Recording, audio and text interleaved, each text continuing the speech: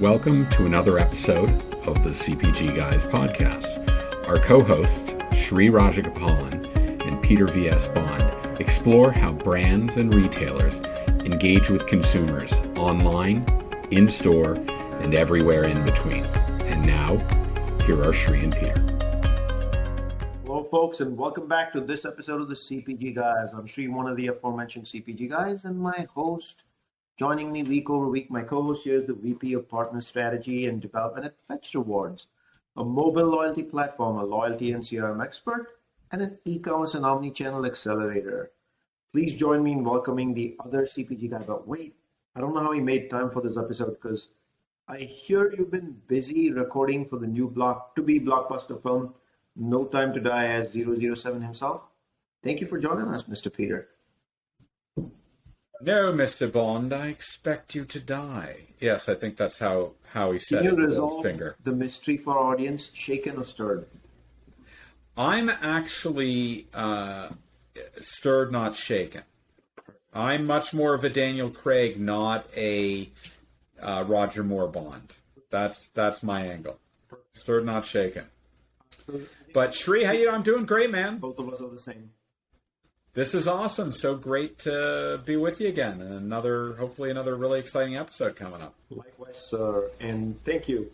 But before we get to our guests, I want to remind our audience that all of our content, over 140 plus episodes, are available on, yes, Peter, 140 plus episodes. Who would have thought, huh? 40 plus podcasting platforms that includes Apple, Spotify, and you name it. And so much more may be found by visiting cpgguys.com. And the best part, we don't charge you for this. The content is all included. It's all free. And if you aren't following us on LinkedIn or want to join this growing family of listeners who actually influence who we bring on the show, what we discuss in the transformation of the CPG and retail industry, all you have to do is go to linkedin.com. On the search box on the top left, type CPG Guys and hit the blue plus follow button. And that's all you got to do. Or when it hits CPG Guys, it'll bring you to our page anyway. All you got to do is hit the follow button. And that way you'll get to listen and see all of the content we're producing. Increasingly, video and live streaming are the mediums of choice for marketers to engage consumers on their website. E-commerce businesses, publishers, and advertisers seek to create platforms that deliver engaging user experiences on their website. Web stories traditionally only gave users an engaged experience on social media. But now, drum roll please, brands and retailers can give their customers an engaged content experience that they are familiar with right on the websites. And what did we do? The CPG Guys partnered with Firework on a 2-episode series to explore how web stories significantly enrich user experience on brand and retailer websites, dramatically accelerating the path to purchase. No debate there. This, of course, is episode 2. Episode 1 aired September 4th, 2021. With Vincent Yang, their founder. And here to speak to us about the use of web stories as a consumer engagement tool is Firework's very own Chief Revenue Officer. Please join Peter and me in welcoming Jeff to the podcast. Jeff, how you doing? Thank you. Thanks for the welcome. Thank you, Peter and Sri, for having me today. It's great to be here with the famous CPG guys. Peter, how about that? Somebody called us famous, huh? We are legends in our own mind, Sri. We'll take the own minds part. Jeff, before we get to the questions Peter and I have prepared for us, would you let our audience know a very brief introduction on what your title is and what do you do for Firework? And give us a brief introduction of Firework. Okay, I'm the Chief Revenue Officer at Firework. And Firework is a B2B SaaS company with an advertising backend. We empower every single brand, publisher, and retailer to do short-form shoppable video and interactive live stream on their own website. We make their website immersive, swipeable, shoppable, and interactive. So when's the last time you could swipe a website? But now you can with Firework. Awesome. Shoppable. I'm going to guess it's a swipe to the left. But Jeff will decompose that mystery for us shortly. But thank you for that, Jeff. Of course, as always, we're going to include links to both your LinkedIn profile and the Firework corporate site in the digital liner notes of the podcast episode for all our listeners. Let's go ahead and get ready to rumble. And I'm going to kick it off, Jeff, with the first question. Give us the scoop here. As a Chief Revenue Officer, what do you specifically do for Firework? And what is your career journey? Why Chief Revenue Officer of a media marketing company that's swipeable to the left? Well, first, let me tell you about my career. So, and this will add a little bit why I'm here. So, most recently, I was at Verizon Media, and I was head of North American sales and global client solutions. And prior to that, I was head of global sales for Snapchat. Before that, I was head of sales and marketing for Viacom. And that's my resume, but that's not the journey I took. I think about the journey as over my career, I've always tried to learn more and look for the next tech consumers are heading to. Where are they going? And then my job's always been to figure out how to monetize it. So I went from network to cable, TV with digital, maybe we call that Web 1.5, where everyone had to have a website. Everyone had to have one. Eventually, they had to have an app after that. And no one really ever went to them, but they had to have it. And then I moved to social, or Web 2.0, the centralized web, dominated by the walled gardens, and we had Google and Facebook and Instagram and TikTok and Amazon and Snap where I was. And along the way, data and privacy became a major issue, making many people feel there was too much control in the hands of too few. And people wanted transparency, and regulators wanted more transparency. So during that period, I went to programmatic, and I pushed for transparency for clients, transparency of fees. And now I've moved to Web 3.0, where Firework sits, and we want to empower, as I said, the 350 million individual websites of the decentralized web.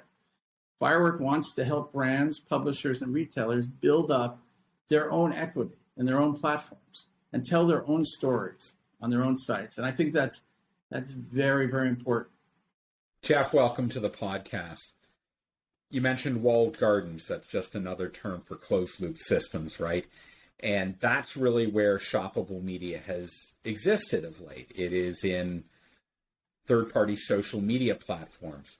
Can you educate our audience as to why live streaming shoppable video is so hot? I mean, what is it delivering? And isn't this really something that the Far East is leading the way with? And how does your solution kind of change the dynamic and let that exist here? Okay. I mean, interactive live streaming is the biggest growth sector in e-commerce globally, by far. Shoppable video is very hot because it's engaging. It creates community and it drives conversion. And it works. You know, I often say how lucky am I to work in an organization where the product really works. And it all starts with introduction and then adoption. Live streaming was first introduced in the East with content only, as it was here. And it encompassed all forms of entertainment and then moved to shopping, becoming, as we'd call, shop-attainment. Remember, most good tech formats start in the East and they all move west. All right. In fact, most of the formats that you see on social media apps and the walled gardens all started in the East, moved to the West. The live stream, no different. In both China and the US, it resonated first with both millennials and Gen Z.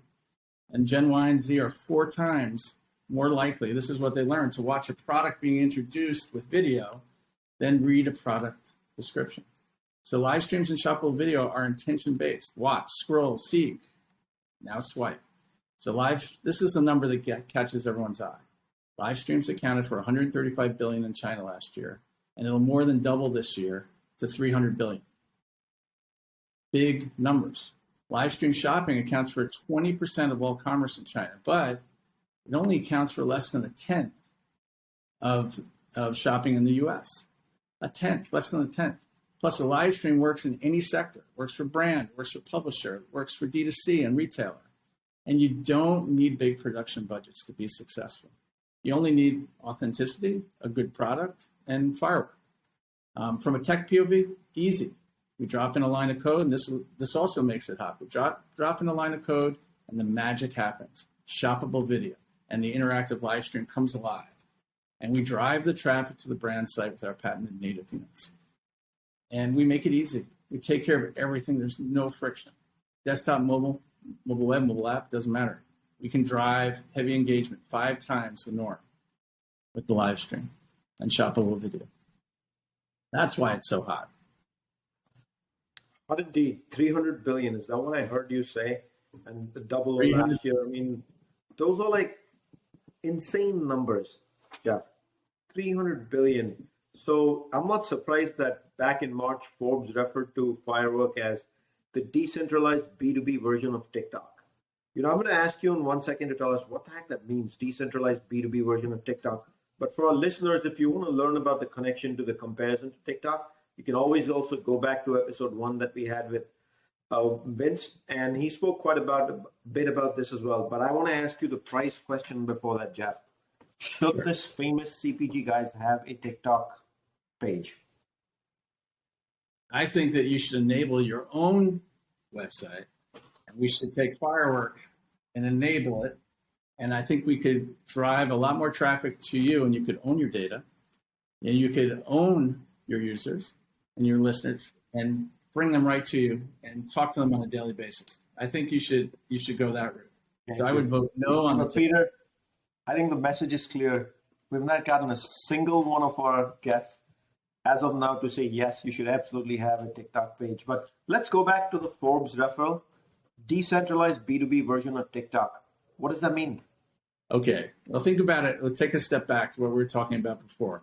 The internet is made up of two sides, right? The centralized and decentralized web. The centralized web is predominantly made up of the walled gardens that we talk about.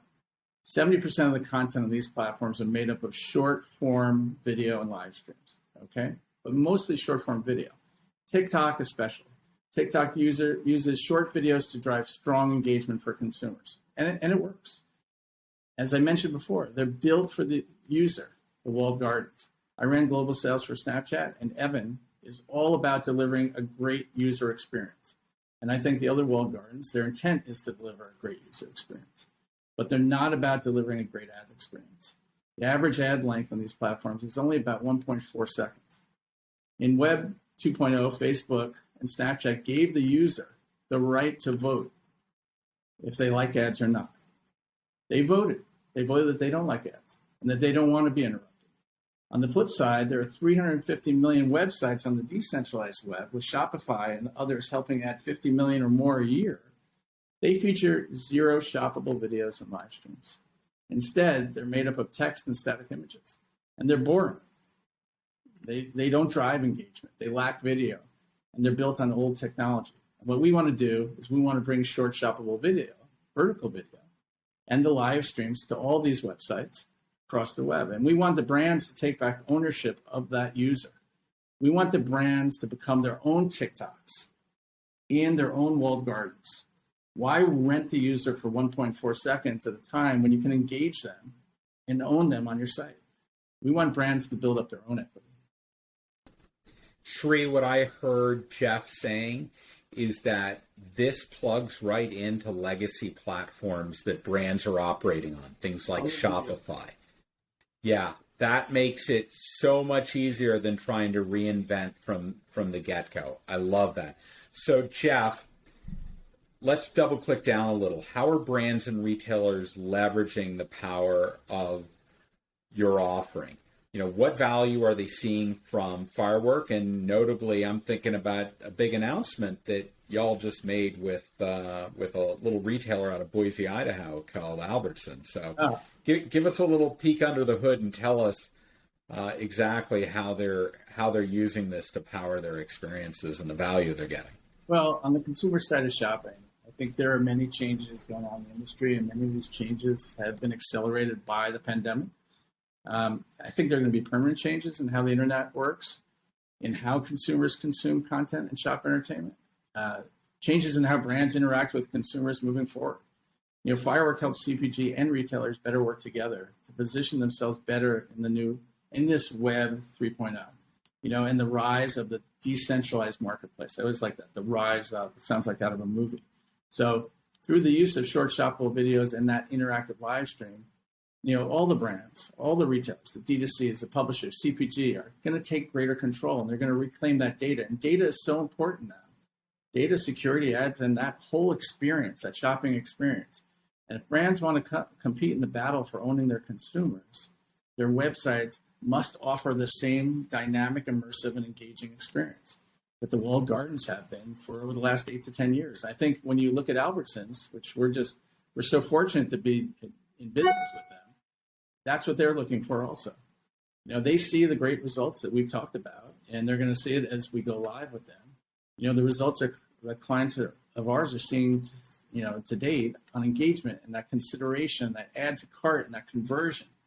So we're excited about the large deals like Albertsons, which, I'm sure we'll be following up with a number of other retailers before you know it, and other announcements. So we're excited about the number of CPGs that are lining up that want to be part of this. They want to be part of this deal and to buy into that supply of our retail partners. It's an exciting time for shoppertainment and the decentralized web. You know what, Peter? I love that word. What comes to your mind, Peter, when you think of shoppertainment? I think it's getting excited about buying things, which makes me just want to buy more, right? Isn't that what it's about? To me, it's about converting the sale from interest to intent to actual purchase. That's what shoppertainment, to me, accelerates. Peter stole my thunder there, because the next question I was about to ask you, Jeff, was exactly that, right? I've been raised in the industry, obviously, to think one of the most important metrics of success is exactly what Peter said. It's conversion, which is classic retail lower funnel being the most important thing, because if you can't achieve that, you have no metrics. But talk to us about the core offerings of Firework. We get the shoppertainment piece, it's pretty clear, but tell us more. And why is this shoppertainment thing good for brands and retail? Okay. Well, I think you have to think about what Firework does. Firework is this full funnel content solution. It attracts, it engages, it converts, and then it retains. So it attracts the consumer with that fast, targeted, swipeable live stream videos. Then we engage that consumer on those social streams and deliver them directly to video and live stream content on the brands or a retailer's website. And then we convert through immersive shoppable video experiences with full conversion analytics. And when consumers interact with video, they want to buy more. They see it, it's twice as likely to purchase. Brands advertise in the walled gardens, but this is an important part. 97% of all transactions in the US happen on the website of a retailer or a brand. They don't happen in the US on a social app. They don't happen in the walled gardens. So consumers don't trust the walled gardens with their payment information. And this is so important when you're talking about conversion. But they do trust the individual websites that they frequent on a regular basis. So remember, more than half the country is millennial or younger. They want to experience that brand. They want to do it through video. We basically want to provide websites with the same tools that drive that engagement. We want to make them shoppable on a brand's own website, on a retail grocer's site. We engage the brand at the point of purchase when they have the intent to buy. That's where it's so important, because now we get to the metrics and we look at that. We increase engagement 5 times. Click-through rates are going up by 18x. Increase engagement at 5x, and add to cart by 30%. What CPG brand doesn't want to be the last content a consumer sees before they add to their cart? Especially when you think about impulse brands, candy, gum, snacks, beverages. They used to position themselves along that checkout line, and our product team has developed a special unit to meet those needs to be added in and increase online impulse sales. So it's all about conversion. And plus now, more than ever, CPGs need to collect data about that consumer preference when they're shopping. So in a decentralized world with shoppable video and live streams on a brand's own site, they get that data. They get all the data. And we give them everything. And that just increases conversion, increases how they can target. So Jeff, how do you differentiate from perceived competitive offerings in this space? And more importantly, what can clients expect back from you? Because you mentioned data and insights. What are kind of like the KPI metrics that you think are important? I think you alluded to them, but if you could just enumerate them, that you're going to be able to deliver against that are actually going to help them grow their business. Sure. Well, first off, on differentiate from competitors. We don't really see that we have a competitor in the space. We offer a full package of short vertical videos, the live streams, plus an advertising solution. So for brands, publishers, retailers, and agencies, there's no one else that offers all of that. So we have the best short form video and interactive live stream engineers. And this is more about answering the question on differentiating. We have the best engineers, I believe, in the business. We have the smartest, most talented guys running the company, and Vincent and Jerry.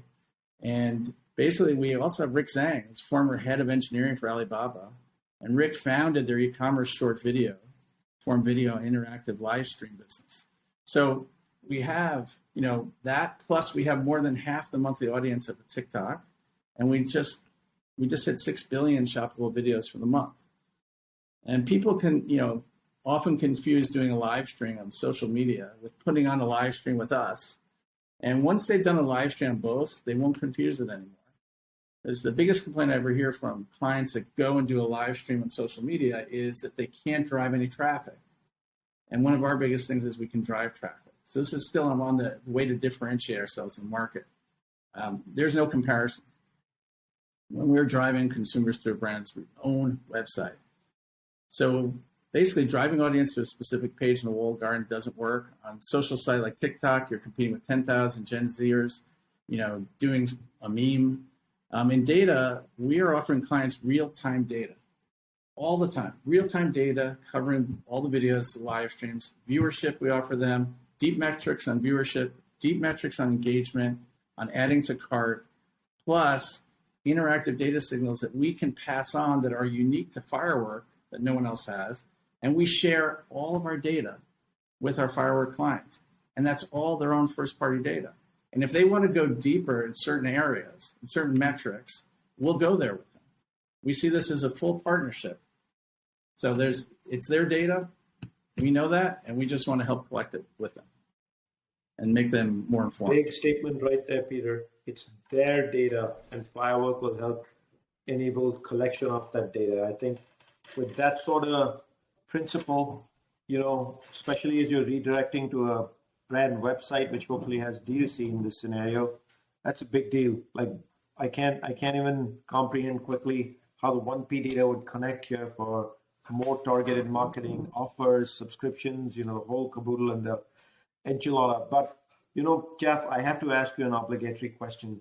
And we do that with all our guests who are here on the show for an episode. And that is looking forward into the future. For the benefit of our listeners, would be curious if they want to get in touch with Firework Media. I think it's pretty clear how the shoppertainment works. What's on your roadmap in the near and more 18-month scenario? How do you get the word out that live streaming is one of the best mechanisms for ROI, especially those numbers you gave me from China, the $300 billion market that it's created or expected to create in this fiscal? Those are some whopping numbers that I'm sure brands would want to be a part of. Yeah, I think one of the things we have to do is create more awareness ourselves. We have to evangelize our message across the industry. We have to get out to more brands, retailers, the agencies and D2Cs. And the more we do business with, the more we talk to, the more we share these results. We need to market them, show them to others. I mean, I can't help but say I'm again increasing engagement 5x and click-through rates by 18x and add to cart by 30% are big numbers. We start to say them a lot and we start to get used to them. But the point is, they're very different in the industry. That's 18x times the average. That's 30% more. These stats alone open a lot of doors, no matter what the platform, what platform they're on. They open doors. So we offer a full funnel solution, and we need to keep meeting more clients and drive. I think the most important thing is to drive down the funnel, developing deeper ways for our clients to discover and engage and convert. And the add to cart 9 times the industry average is great. And now we have figured a way also to 10x the average add to cart conversion to purchase, which is very impactful. And we're quickly expanding our staff, to cover more pubs and categories, agencies and brands, but we have to get those numbers out more and more. And we have to keep expanding our footprint in shoppertainment with deeper analytics across the interactive live stream and video, shoppable video. And basically, we have to do more CPG guys. I think that's one of the keys. Grand idea, Jeff. Grand idea. More CPG guys. I like that. Shri, what do you think? Hey, he had me at hello when he said famous guys, CPG guys. I know. So, he was buttering us up. I love that.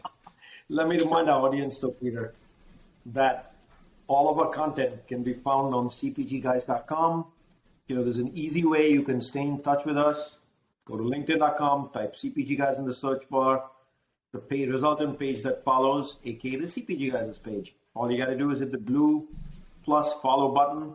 You can shape who comes on the show. You can tell us what you like, don't like, and another way to do that is simply by rating us at ratethispodcast.com/CPG Guys. And what you can do over there is you can actually leave us a review. And you can also tell us in the review what you like from us and what you don't like from the CPG Guys. And if one of you tells me we can have a CPG Guys TikTok page, you know Peter and I are going to have a celebration party that night. Jeff, excellent stimulating discussion on shoppable media, its future, the left swipe, and what's going on in Asia. At the end of the day, the whole digital e-commerce revolution really came from the East. It's time to pay attention and make sure this time we're not 20 years behind what's happening in these. But thank you for appearing on the podcast. Thank you for having me, both of you. Thank you very much. It's great to be Mr. here. Bond, I know you're busy with the movie shoot. I want to thank you for coming to this episode and finding a way to make time and show up. But your thoughts on shoppable media? Sri, I'm so inspired that up until now we've said everything on CPG Guys is free. We're going to have to update our website and put shoppable video short stories on the site because that's where the industry's going. Like, what are we going to sell? We got to figure that out. But this is great. Listen, I love this. And what I love most, Sri, the thing I took away is that it's not like you have to rebuild your entire site engine. This plugs right into legacy platforms like Shopify. That is phenomenal from an implementation standpoint. I love this. This is what brands should be gravitating towards. We know that it works and people are excited about it in walled gardens, but they're not very happy about making payments in walled gardens. Now they can do it on the brand sites or the retail sites that they trust. This is phenomenal. I'm super thrilled, Peter, that a service provider has actually said, I'm not going to create a whole bunch of new platforms and 35 different APIs and plugins. Yep. We'll plug into Shopify. It's not going to get easier than that from an actual product standpoint and from an execution standpoint. That makes me really happy. For our audience, Peter, thank you for joining. This is part 2 of the partnership, of course. Part 1 did air, as I said, back a month ago in September. And we will look forward to seeing you in another episode of the CPG Guys with equally stimulating conversation. Thank you all.